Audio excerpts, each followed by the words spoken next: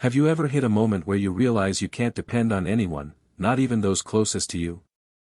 It's one of the toughest truths we face as we grow older. The emotional and practical support we once counted on from family begins to wane, dwindle, or even vanish entirely. Children get caught up in their own lives. Siblings deal with their own ailments. Friends relocate, fall sick, or pass away. And suddenly, you're left asking, who's truly there for me? That question can feel like a heavy blow if you're unprepared. But here's the silver lining, you can be prepared.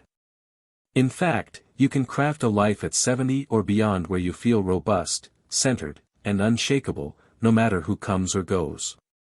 This video isn't about resentment. It's about wisdom. Because true support, the kind you can rely on in the dead of night or during a quiet afternoon, often doesn't come from family. It comes from 5 overlooked sources that most people miss until it's too late. These 5 pillars are the real foundation of a serene, self-reliant life in your 70s and beyond. They're the subtle, potent supports that never let you down, never drift away, and never make you feel like a burden. Stay with me, because what I'm about to share might just reshape how you view aging and how powerful you truly are. Let's dive in. Number 1, physical mobility. When you're in your 70s, the ability to move freely, independently, and without constant help isn't just about getting around. It's about freedom. It's about dignity. And in many ways, it's the most critical support you can have that doesn't depend on anyone else. Physical mobility means you can rise from bed without assistance, whip up a warm meal, reach for the nice plates in your cupboard, or step outside to savor the crisp morning air without needing someone to guide you. That's strength. That's control over your life. And most crucially, it's a form of emotional support no one talks about because it builds confidence and eases fear. When you can trust your body, you worry less about becoming a burden. Let's be real, staying mobile after 70 doesn't mean sprinting races or doing cartwheels. It means safeguarding your joints, preserving your balance, and keeping your muscles reliable enough to trust your own steps. Simple habits like morning stretches, a 15-minute daily walk, or using light resistance bands can make a world of difference. And it's never too late to begin. Many assume mobility decline is inevitable. It's not.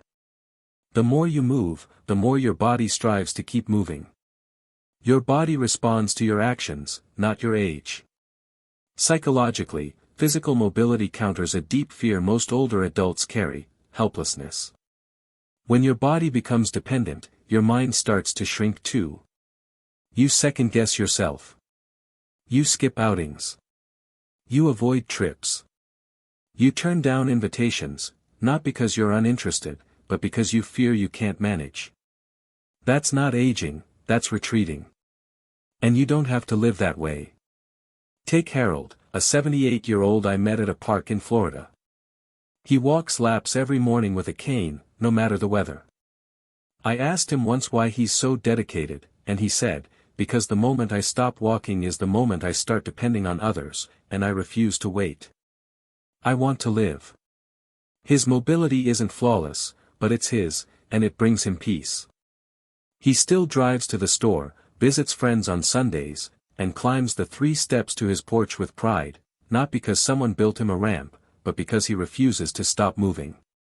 The truth is, when you invest in your body, even a little, it rewards you with a level of freedom most don't value until it's gone. Family may not always be there to drive you to appointments or help you up from a fall. But if your legs are strong, your core is steady, and your balance is solid, you can delay those needs. You can hold on to independence longer than most expect. And that's the kind of support that boosts your confidence, not just physically, but emotionally. So, if you're feeling stiff or frail these days, that's okay. Don't judge yourself. Start where you are. Move a bit more today than yesterday. Stretch while your coffee brews. Take an extra lap down the hallway. Every small effort builds something massive, your own dependable foundation.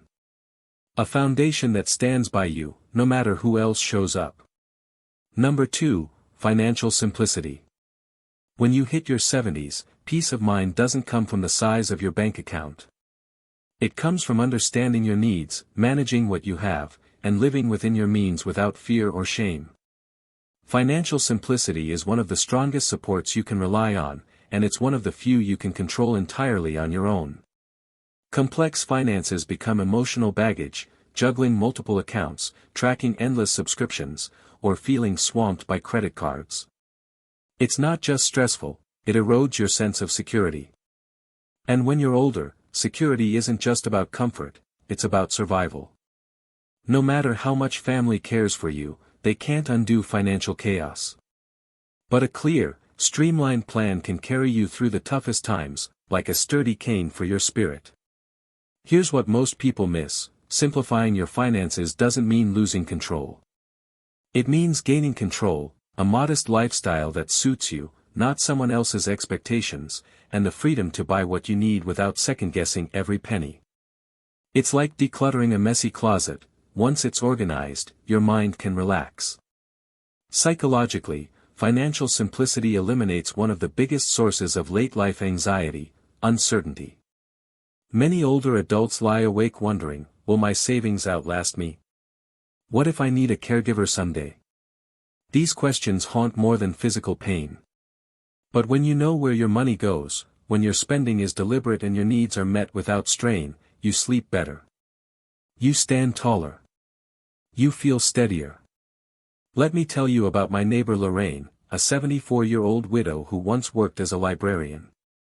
After her husband passed, she met with a financial advisor and chose to downsize: smaller home, fewer bills, one credit card, and no unused subscriptions. She told me, I used to dread opening the mail. Now I face every bill with a clear mind and a calm heart. She even started a small savings jar called her Freedom Fund, adding $10 here and there. It reminds her she's in charge of her money, not the other way around. What Lorraine did wasn't miraculous, it was a choice. A quiet, intentional decision to simplify her financial life so she could focus on living, not just surviving. And here's the best part: when your finances are simple, you rely less on others to manage them. You don't need to call your daughter for every billing question or wait for a relative to decode fine print. You've got it handled. You're in command. So, if your money feels overwhelming right now, take a deep breath. You're not alone, and you don't need to be wealthy, just clear. Cancel what you don't use. Consolidate what you can. Write down your income and expenses. Make it so simple you could explain it to a friend over tea. Because in the end, peace isn't in the numbers, it's in the clarity. If you're still watching and finding these insights helpful, please comment number 2 below to let me know you're here. And if you haven't subscribed yet, I suggest subscribing and turning on the bell so you don't miss any videos. Your support helps us keep creating content to inform and inspire you. Now, let's move on. Number 3, consistent health routine. At 70 and beyond, your strongest support isn't your kids, your neighbors, or even your doctor, it's your daily health routine. I'm not talking about trendy fitness fads or pricey supplements. I mean the small, steady actions you repeat daily to keep your body and mind in good shape. This is the kind of self-reliance that fosters true independence. When your body feels stable, so does your spirit. Many people wait for a health crisis before paying attention to their well-being. That's like fixing a leaky roof in a storm: it's reactive and keeps you in panic mode. A consistent routine changes that. It puts you in control.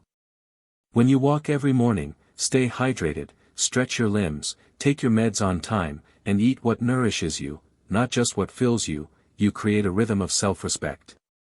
That rhythm carries you through days when motivation lags or your body feels heavy. There's a hidden strength in routine, especially in later years.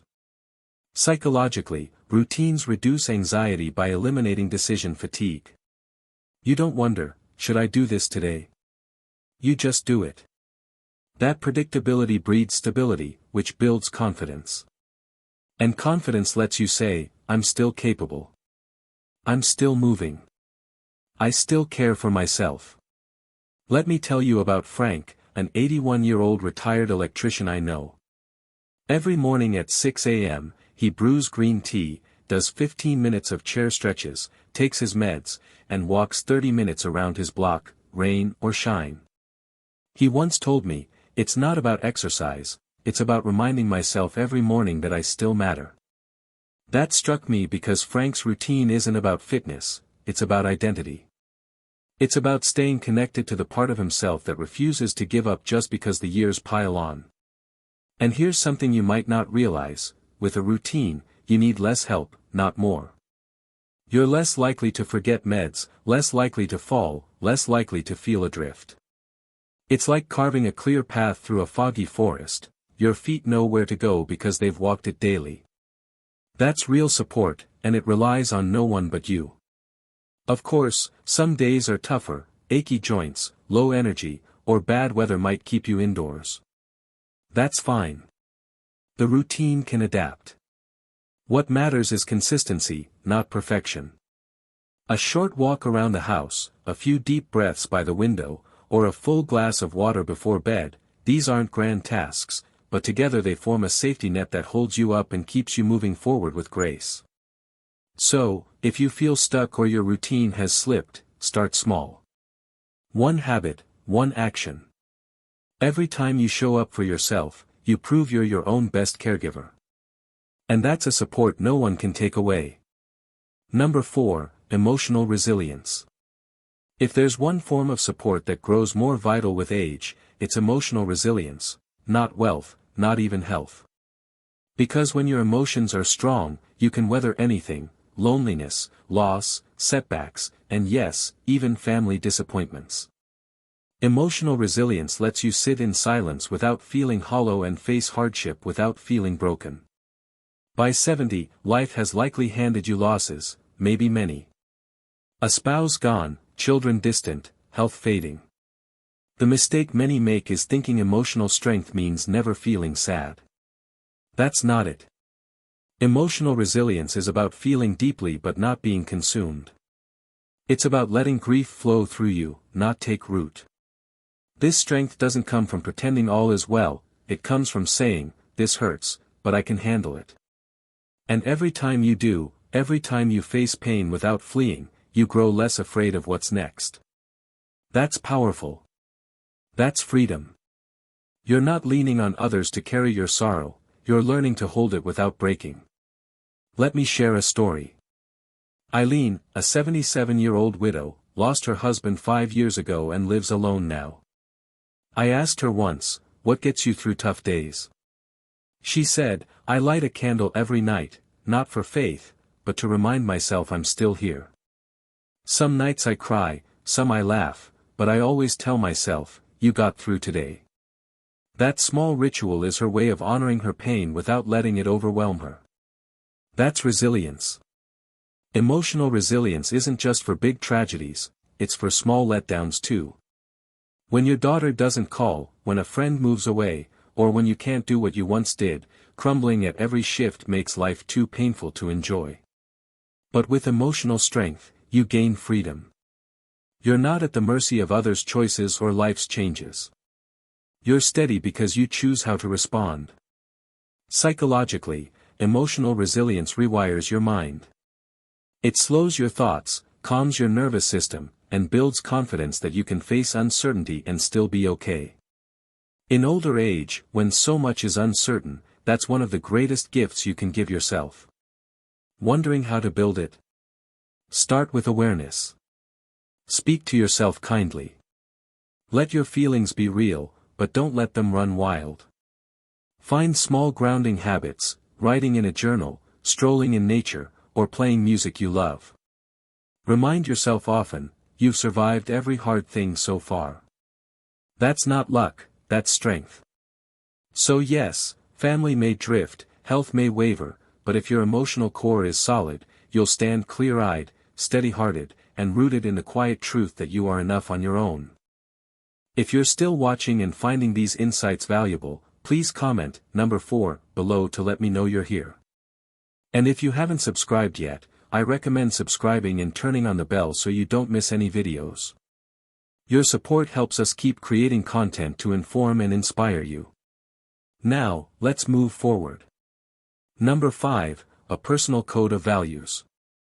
There's something profoundly powerful about having your own set of values, especially after 70. When the world shifts, when people disappoint, when the future feels unclear, your personal code becomes your guide. It defines who you are, what matters, and how you choose to live, no matter what others do. Too many seniors lose their way because they've spent a lifetime following others' expectations, being the dutiful parent, the loyal employee, the devoted spouse.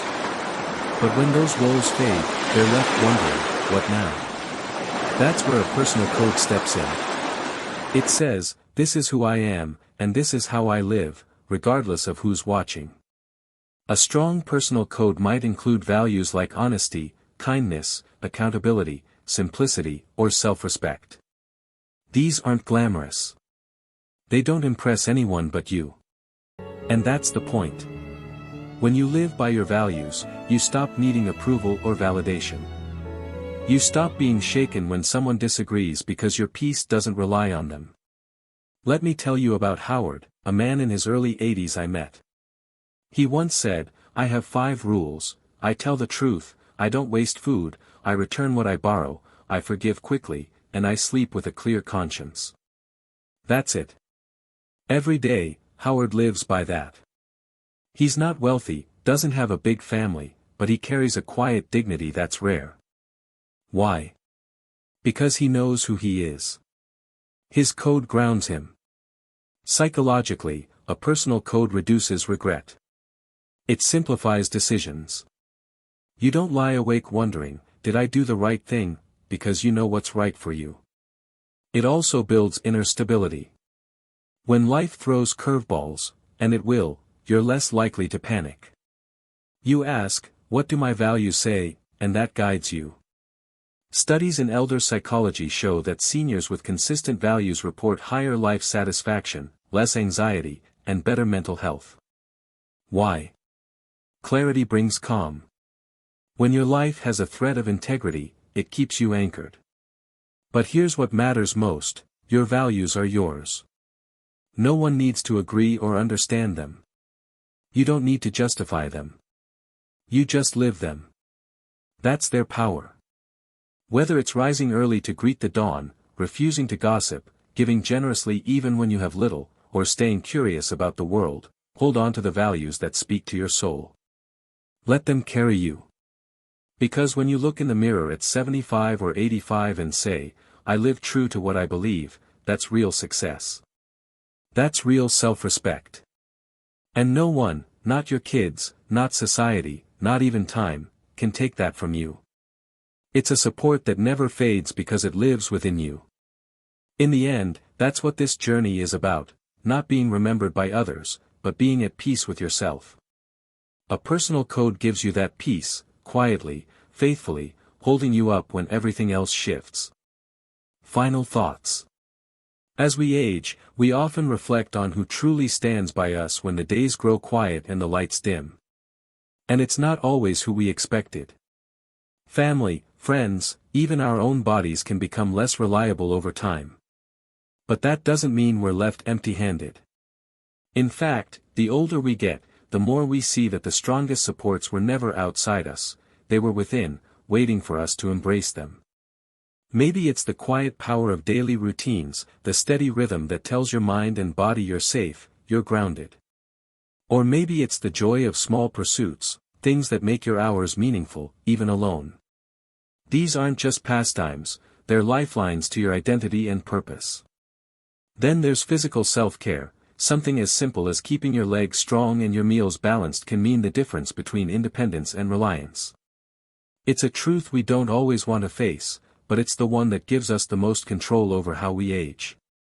Caring for yourself isn't vanity, it's wisdom. We also discussed keeping a sharp mind, staying curious, engaged, and alive in a world of ideas and change. When your mind grows, so does your sense of relevance and resilience. You don't fade, you adapt, evolve, and surprise yourself. And perhaps most quietly powerful is a personal code, a set of values that define who you are, no matter who enters or leaves your life. That's your compass, your armor, your path to aging with dignity and dying with peace. So, what does this mean?